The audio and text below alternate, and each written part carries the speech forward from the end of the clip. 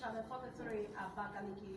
The program explains happenings and trends in and out of Ebonyi State with a view to highlighting developmental strides and lifestyle of the people. My name is Abigail. Once again, thanks for being there for us. Well, it is my pleasure to announce to you that this program is now joint partnership between NTA Abakaliki and the Ministry of Information and State Orientation, Ebonyi State, all in the bid to serve you better. Our topic of discussion says human and infrastructural development and its impact on the fast-rising economy of Ebonyi State. And my guest today is the mouthpiece of the Ebonyi State government, a legal luminary and a learned gentleman.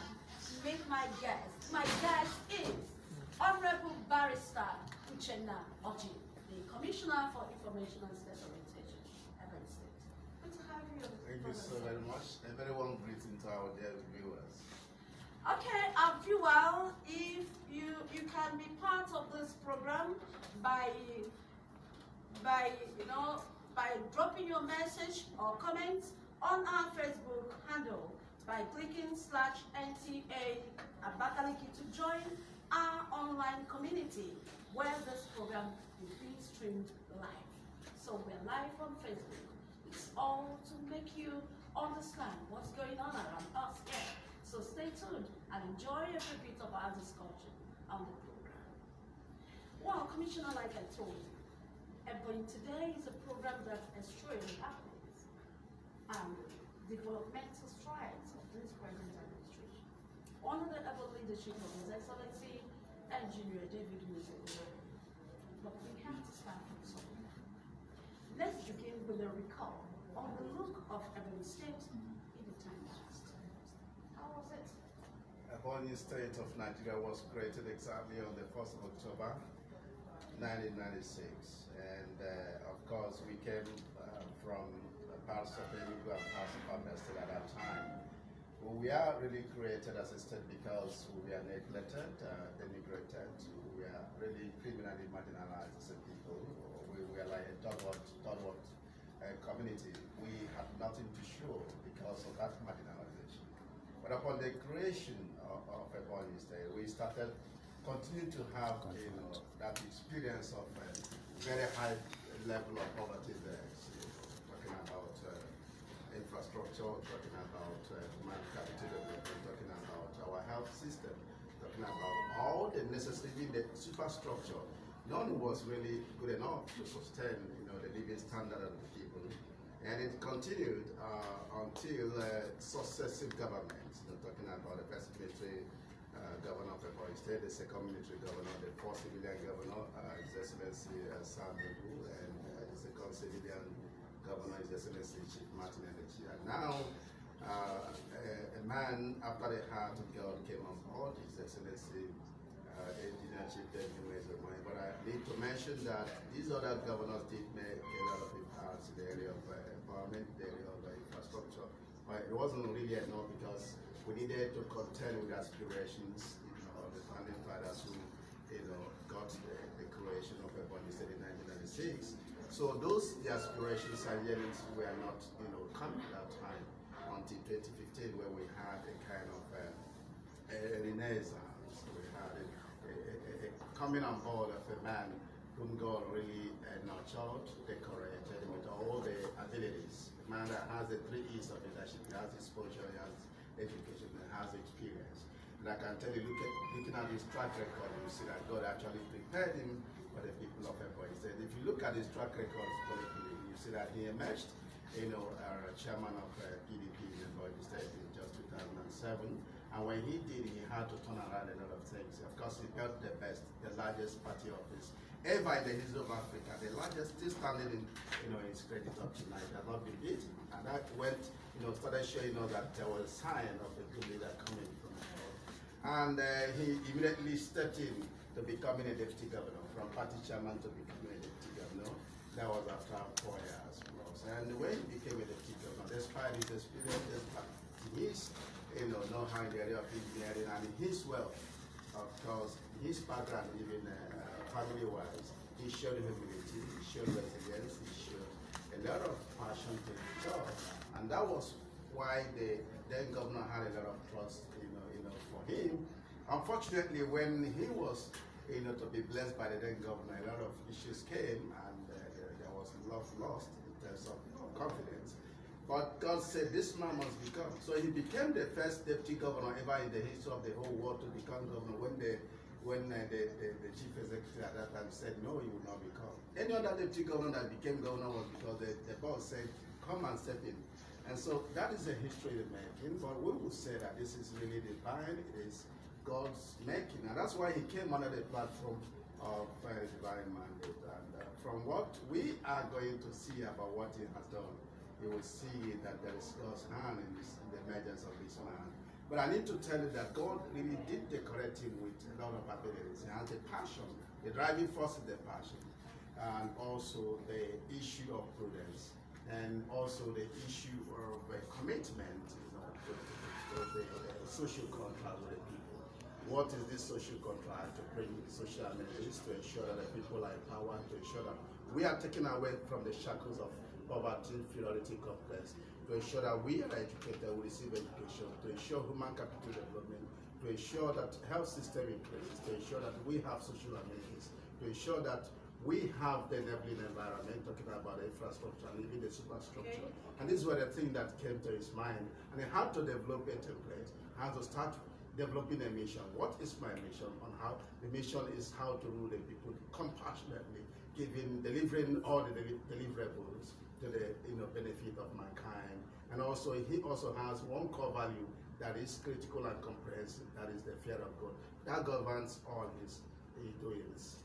Okay, thank you so much, Honorable Commissioner, for taking us on the memory lane of background of His Excellency now before he came into power, and the things he has been able to achieve within this specific time he has been on the saddle of leadership as the executive governor of the state. But, like I said, looking at the state of the time past and present, I would like you to tell us, how would you compare the human capital development of the people time past and now? Actually, you said that the other executive governors that were before him, that they all contributed to the country, they all tried their best to make sure that they all, had long-term achievements on their road. Now, on the human capital development, how do you compare this administration and the past? You need to know the meaning of human capital development. Human capital development is actually the development of the human person, such that you will have the capacity, the ability to drive, all the forces within you. You will have the ability to give fare for yourself, to develop yourself, so that you can really, steer, all the forces within you. And I can tell you that it comes, starts with mental development of the mental, of that person. It also has to do with the financial empowerment of that person. It also has to do with education, formal, informal, and non-formal education of that person. When you talk about non-formal education, we also talk about even empowerment programs. Now, in the area of empowerment, I can say like never before, the governor really has done a lot in the area of empowerment. When he came on board, he really covenanted, among others, that he will empower the human person, including the widows, the youths, and the women, the poor, even the students, even the pastors, even the farmers. And that he really did start. Let me give you an example. Under his time, the governor, first of all, started with empowerment of 3,000 number youths and women within Ebonyi State, with 250,000 each. That is 750 million naira for the start. Of course, I must tell you that this empowerment has to do with training. That is mental empowerment. So he would first of all give you training, and after the training, he would empower you. 3,000 number got 250,000. And again, I can tell you that apart from that, the governor traveled to Lagos and saw that Ebonians have been mocked because of the way they trade in the streets of Lagos and major streets of Nigeria. And the governor had to identify these major streets where Ebonians are and said, no, we have to start from Lagos. The governor identified people who are the poorest of the poor hawkers in the streets of Lagos. And I introduced a program that is called Street to Skill. From street, you will be given a skill to do. So they were trained. And I can tell you a total of 520 number Ebonians, youths and women were given this empowerment. That is 250,000 per person after training. And they went home with a total of 130 million. Of course, I can tell you that they were trained in entrepreneurship and vocational programs. And these are the people that are ordinarily very poor, wretched, street workers who were sleeping, along the streets.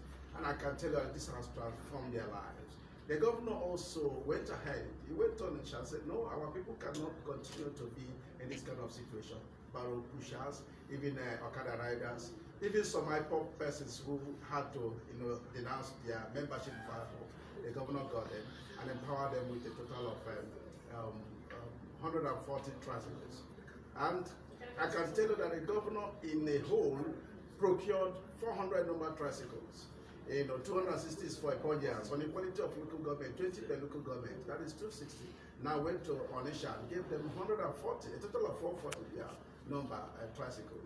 And I can tell you that it has really changed their life. This is about 200-something million naira cash. And this is a grant. What I'm telling you is grant, it's not even facility.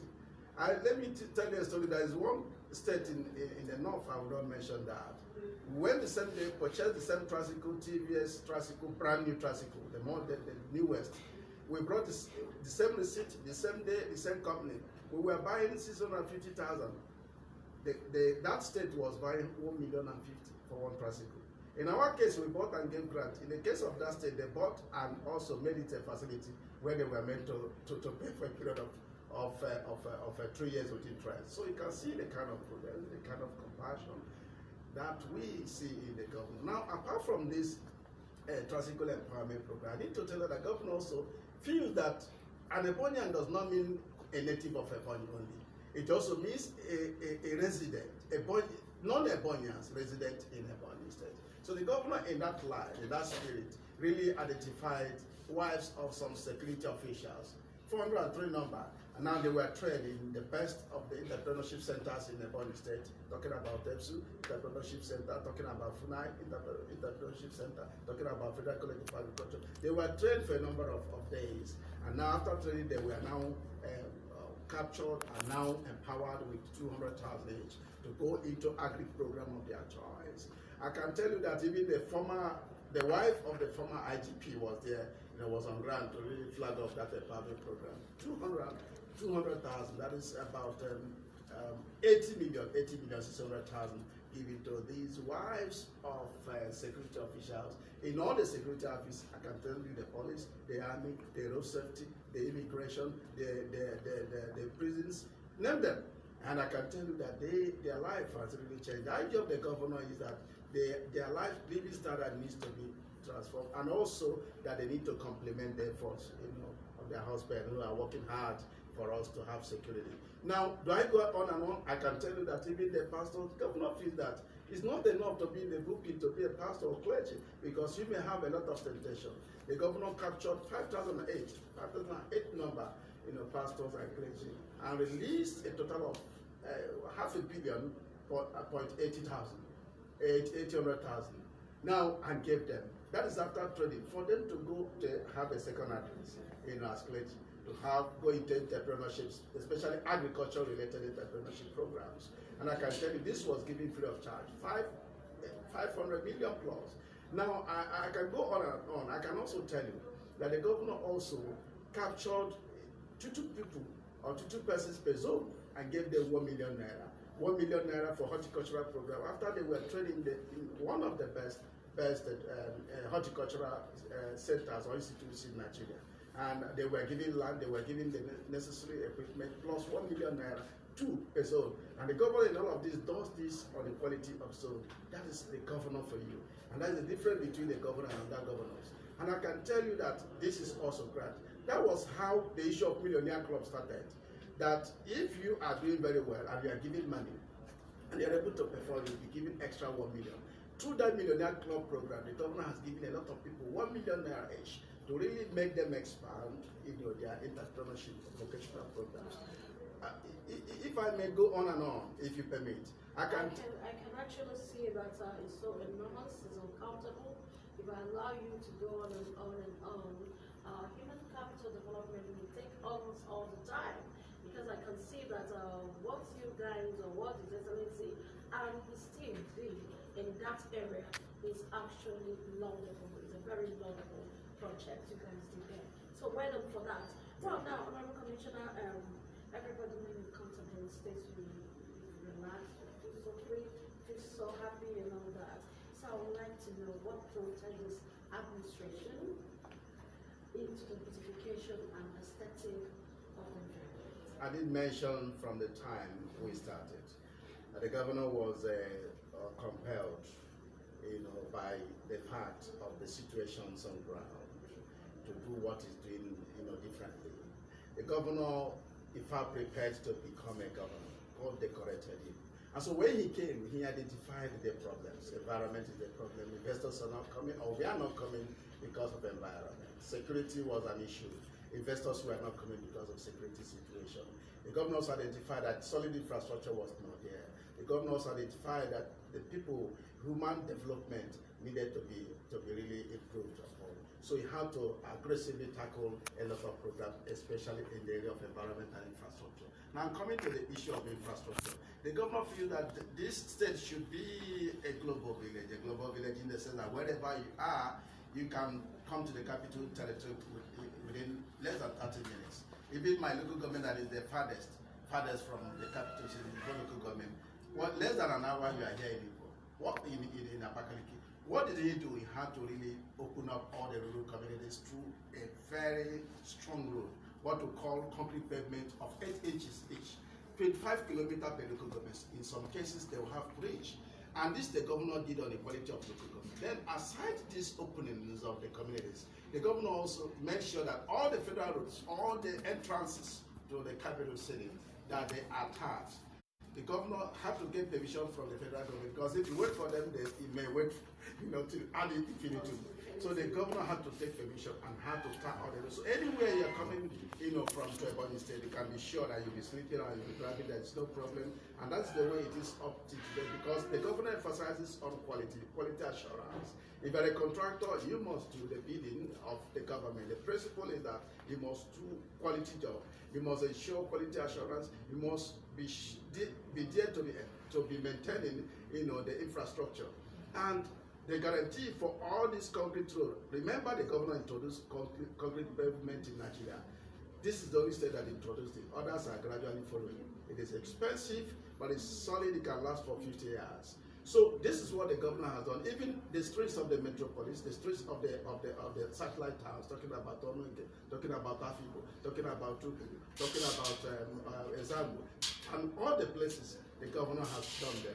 And so that is the first thing he did, environment. Now, in the area of creation of very fine, solid environment, you can see we have the best of the flyovers. Within 3 years, the governor did 3 flyovers. And these flyovers are the longest in the whole of the Southeast. Of course, I know it's only in Anambra that you have 2 flyovers. But these ones are the most beautiful in Nigeria, most beautiful in Nigeria, and the longest in the Southeast.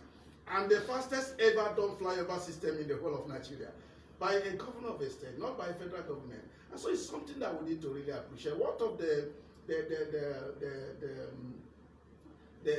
in terms of flowers, environment in terms of flowers, in terms of the total beautification and the aesthetic. Yes, you can see that we have in all the junctions, the major junctions, you can see the kind of aesthetics we are now having because of the way roundabouts are being made and all of that. So the governor had to beautify all these junctions so that when you come, you have to feel that you have come to a very beautiful city. And again, the governor emphasizes neatness and had to develop a means of ensuring that every refuse, every dirt is evacuated at all times. So that is why Ebonyi State capital now is emerging as the most beautiful capital city in Nigeria. And that is, the way to go. Now, in the area of infrastructure. We are coming to the area of infrastructure. We were just taking a look at the beautiful and aesthetic nature of the environment, which is actually, I concur with you with all you have just said here, that they are quite beautiful. Any visitor coming from any part of the world into Ebonyi State, of course, you know, you have actually stepped into another paradise. I agree with you. I'm a proud Ebonyian anytime, any day. And I think I agree that it is all the courtesy of His Excellency. Well, would you absolutely agree that this Ebonyi, that the Ebonyi State economy is one of the fastest rising economy in the Southeast? What do you mean? I agree with you 100%. I'll give you the indices. Do you agree with that? I do agree with you 100%. So can you just tell us why you think or why you agree absolutely that this is one of the fastest growing economy in the country? I will tell you the secret. The secret is that right now, as I speak with you, the entire Ebonyi State is like a construction site. Our youths and women are engaged in skillful, non-skillful, and semi-skillful jobs. And that is why you can see the crime has drastically reduced. Okay. I can tell you that the governor did not only, overhaul the security architecture, by way of motivating the security office by giving them all the necessary equipment, by ensuring good environment. The governor also had to engage the youth, because if the youth are idle, the vices will increase. So you have to engage them. That's why everywhere you go, you see people walking.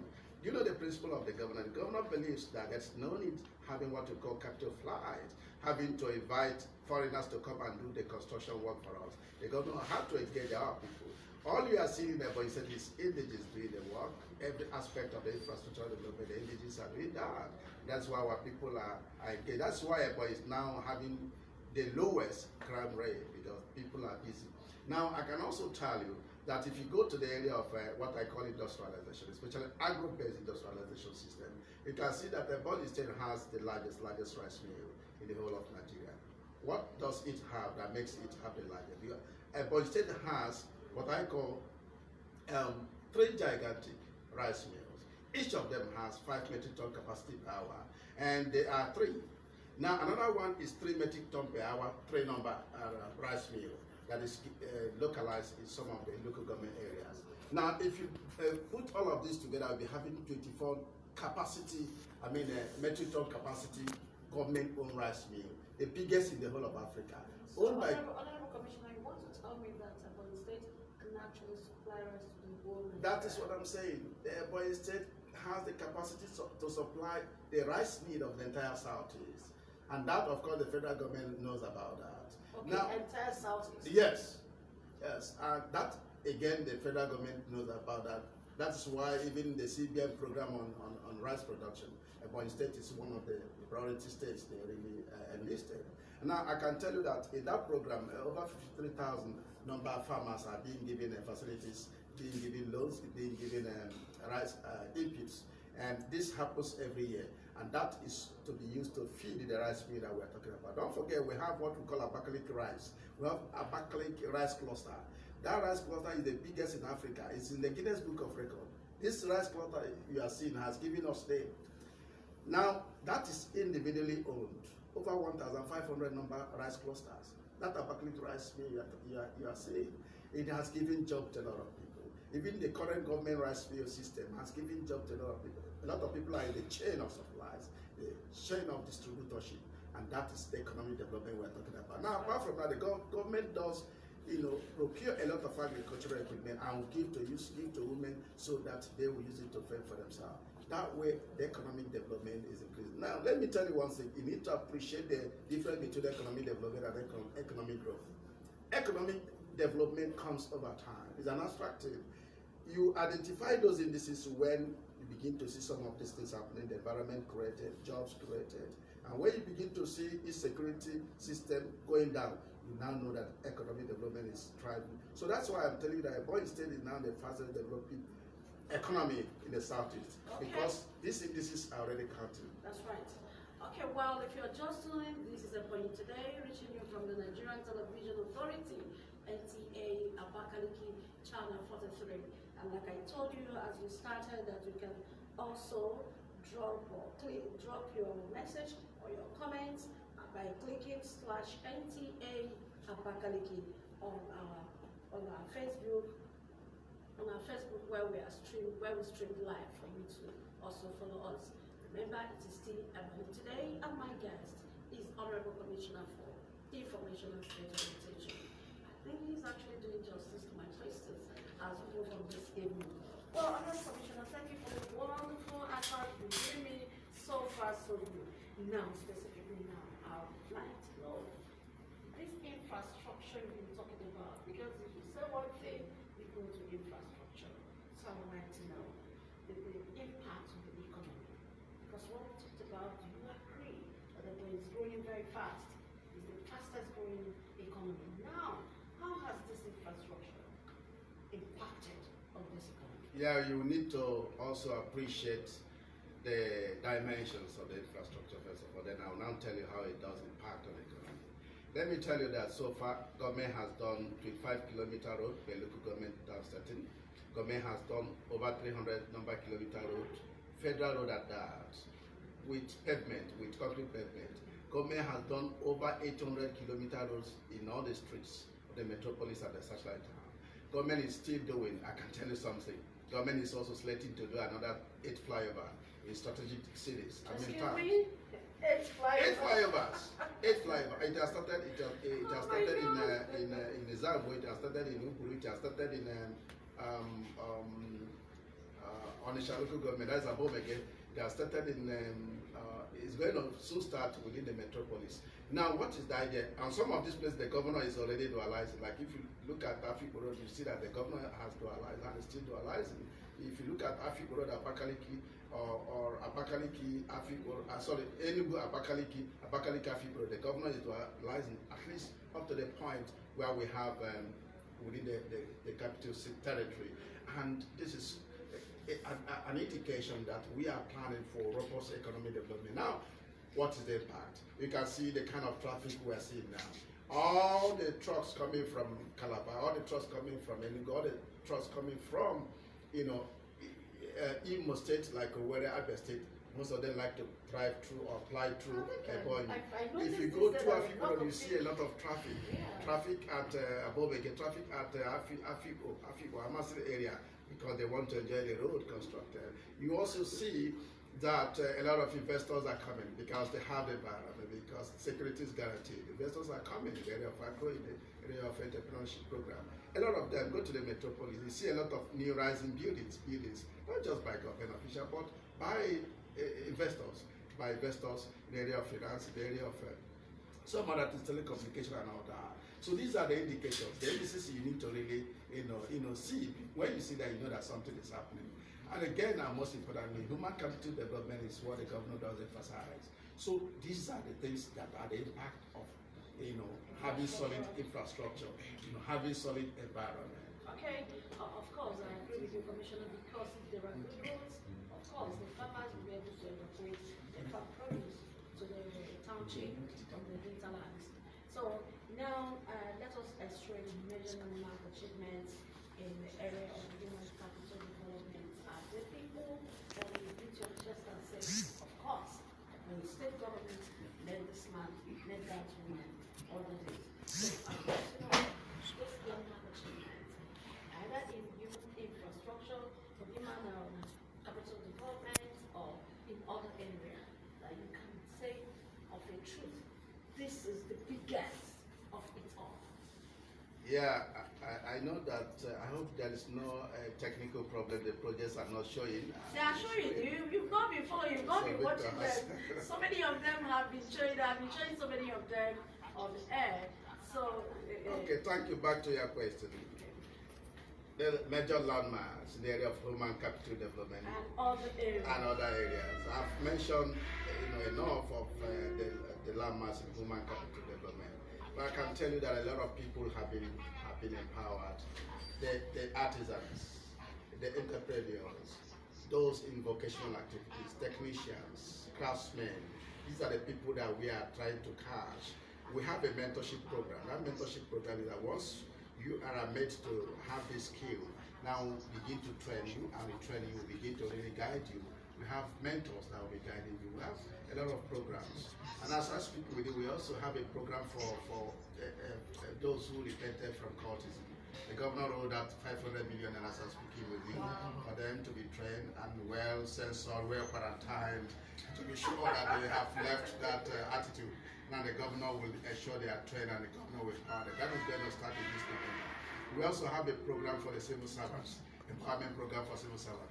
I tell you, civil servants were given 2 billion naira empowerment program, but that 2 billion naira empowerment program is like a facility that is a soft, facility.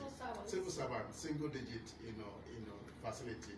And some of them got 200,000, some got 500,000, some got 1 million naira. 2 billion naira, and the governor has released another 500 billion naira as I speak with you. They are doing documentation now.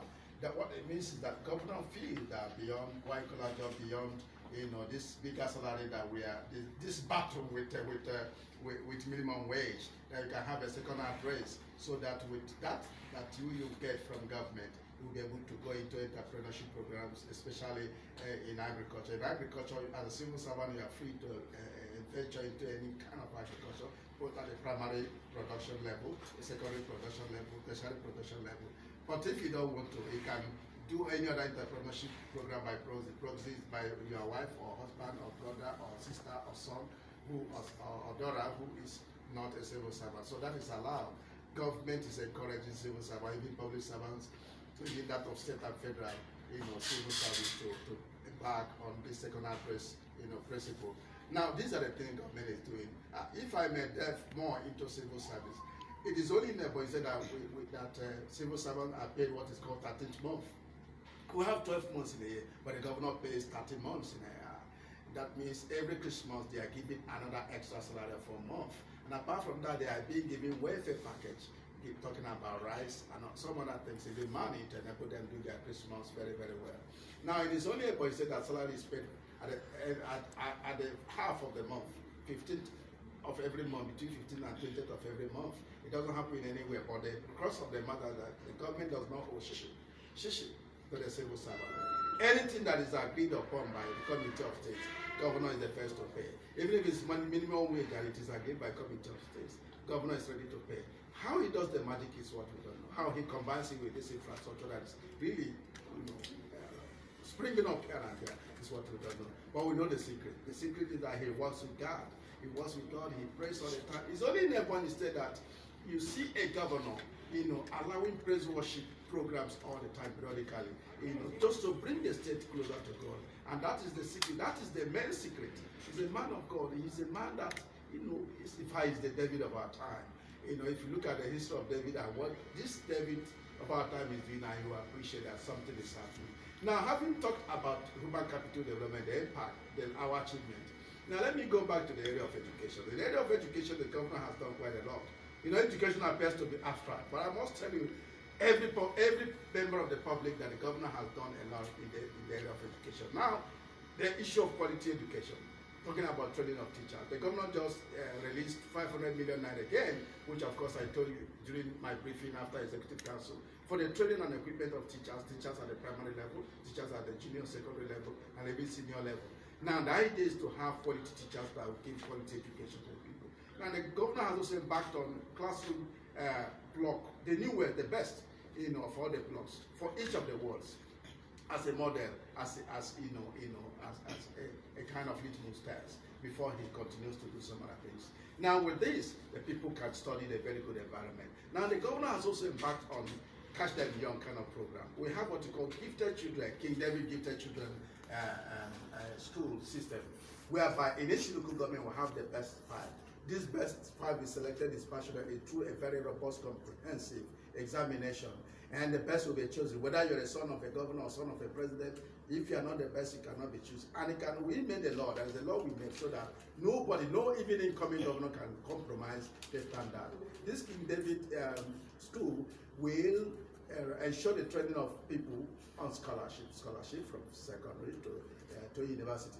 So that's what the governor is doing. The vocational education is for those, to get those. You can see some of these are young boys and girls, especially the poor ones.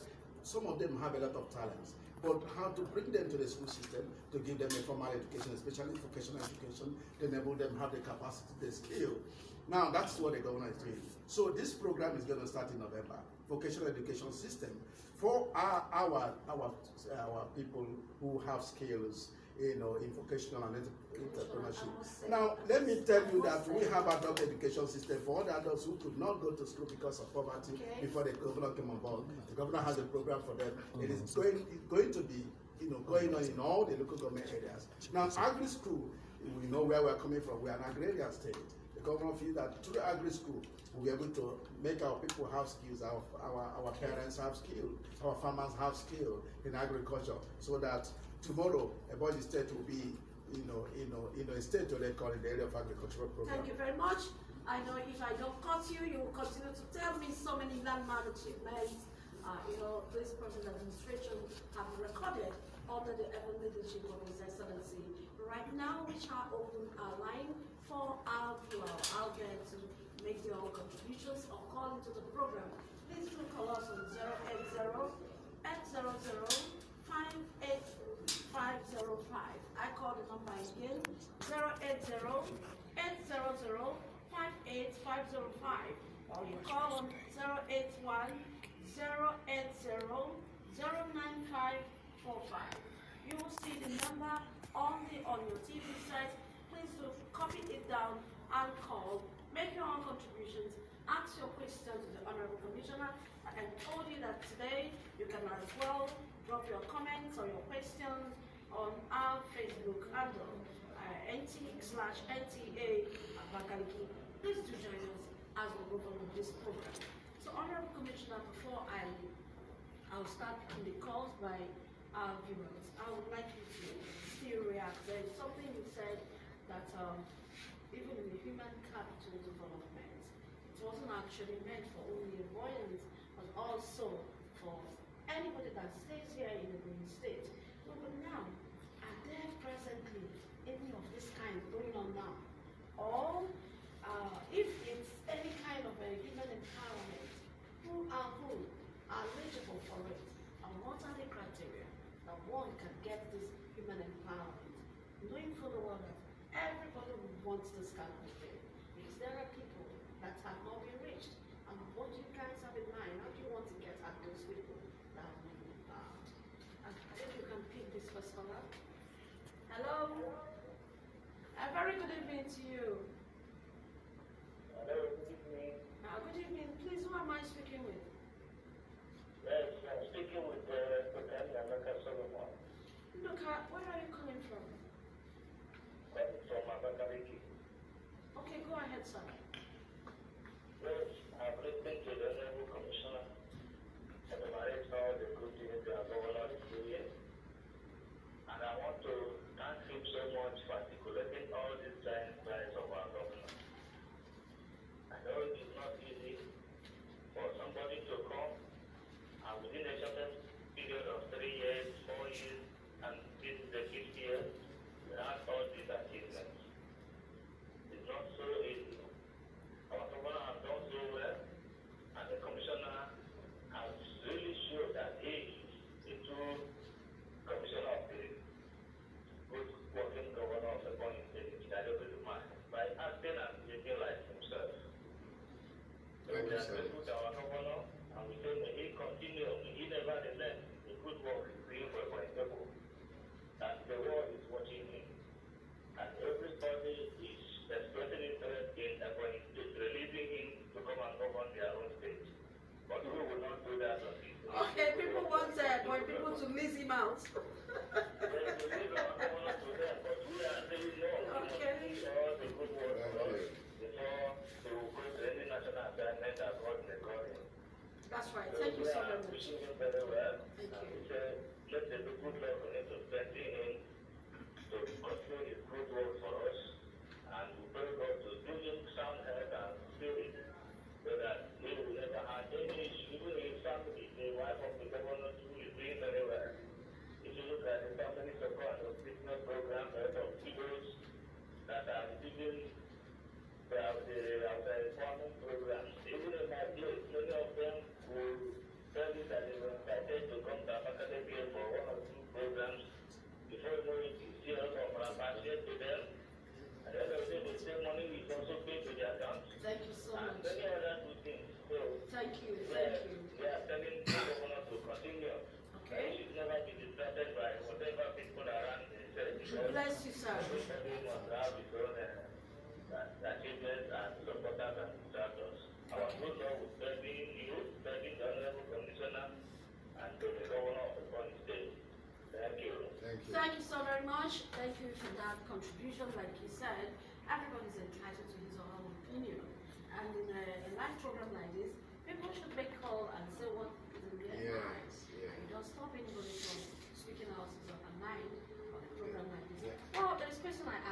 Yes, can I go over to Yeah. that? We have a number of programs in the area of employment. I remember when I was leaving Minister of Human Capital Development and Monitoring, we had CBN come to the Executive Council to do an agreement with us, giving us a 2 billion naira facility to empower our youths and women.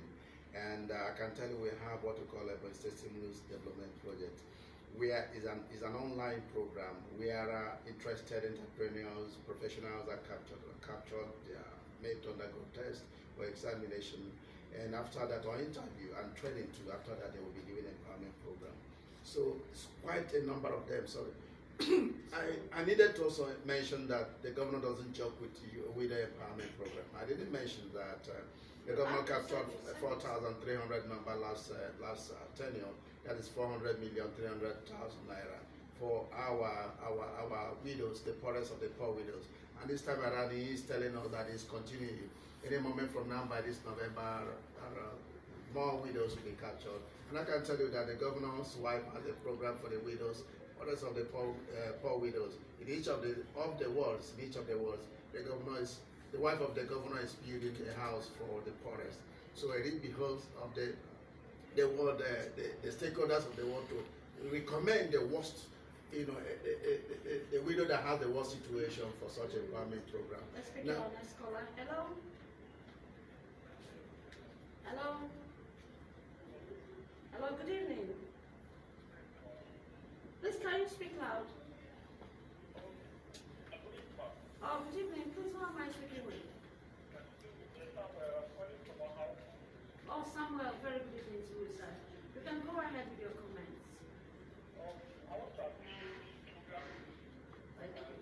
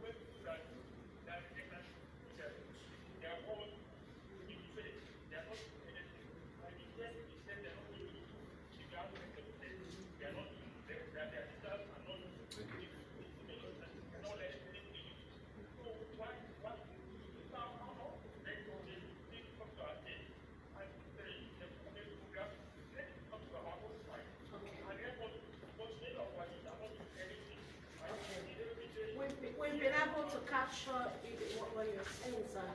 I think Honorable Commissioner is ready to react to what you're Yes, thank you so very much, even though you didn't tell me the part of Hoku that is having this issue. But I can tell you one thing, education is actually abstract. It takes a lot of time for people to appreciate what government is doing in that regard. But let me tell you one thing, I'll tell you a story. We have what we call BESDA program. BESDA program is a kind of program for out-of-school children. All the coordinators have been mandated to ensure that a minimum of 1,000 number of school children are captured and are brought, screened to be sure that they are the right people. Then they'll be trained free of charge. The issue of free and compulsory education is for these out-of-school children, and the governor has really flagged up the implementation of that program. The governor has released, I think, about more than billions of naira are going to be used to fund this program. The governor is working with the UBEC, Abuja, and the World Bank to ensure that this money, billions, that runs in billions, will be used to cater for these out-of-school children. Of course, in your community, you see what is happening now. Now, apart from that, I would also mention that this verification and re-verification exercise we did recently, of course, I was one of those that came to Ahuku local government, and we saw what you are saying, that some teachers already had that kind of disinterest. And so we needed to know the right people. And this re-verification, with time, you see the impact of it on the quality of education. Time is not in our favor. I think the caller should come to the ministry for more inquiries, or maybe Ministry of education. The only thing is that the ministry is poised to take care of all your questions quickly on a quick one. How has it been the challenges to achieve all this you have enumerated here? What are those major challenges? Ebonyi That is very daring. Yeah, Ebonyi State over the years has the lowest status of a federal allocation. I think it's Ebonyi State and Ekiti State, or Kwara State rather. So this is one of the major impediments. Right now we are trying to grow what is called zero oil kind of economy. And you can see what the governor did in Nsukka, where he delivered on the 8th of October, a world-class lecture. And we are going to address that challenge of lack of funding through Zero Oil Initiative. Okay, now, apart from that, through orientation of people oil. is the problem. People to know that it's no longer business as usual. Beautiful. You don't need to amass wealth as a public office holder. You need to show passion. You need to be also compassionate to the people. These are the issues, but gradually through orientation of this ministry, we'll be able to achieve all that. Well, I think you're equal to the task, by giving people the orientation to know that we have to be prudent and also, be truthful and transparent in what we want to do. Finally, what do you expect from Ebonians? Ebonians should keep faith with the governor of Ebonyi State. For me, I'm tempted to say that it's one in a generation, one in 100 years. In every 100 years, God raises the world-class leader for a state, and that is what we are having now. Ebonyi was created some 23 years ago, and somebody from, and it was called salt of the nation. Now, somebody from the most popular salt community in Ebonyi State emerged after about 20 years ago.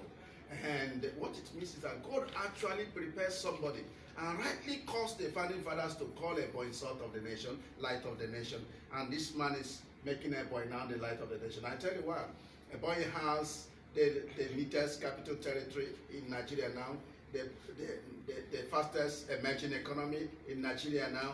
Ebonyi State has so many things, the biggest rice mill in Nigeria now. Ebonyi State is the first state to do concrete road.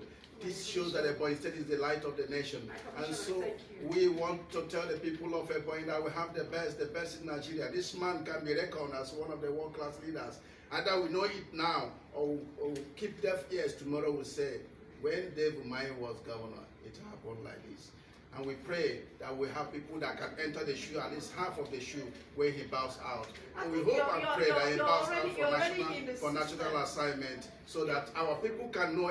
Nigerians should know it now before I go there. If we want to get Nigeria right, we must come to Ebonyi and pick. We have the best. Thank you. That's why in Ebonyi, do you know that in Ebonyi State, you can enjoy 12 hours straight light in the night. 12 hours uninterrupted. It means that if this man relocates to Abuja, he can make us have our power system 100% 24 remember you're still coming back again to this program. Very much. You must not vomit all you have to get for us. Thank you. So let us just keep some for another day.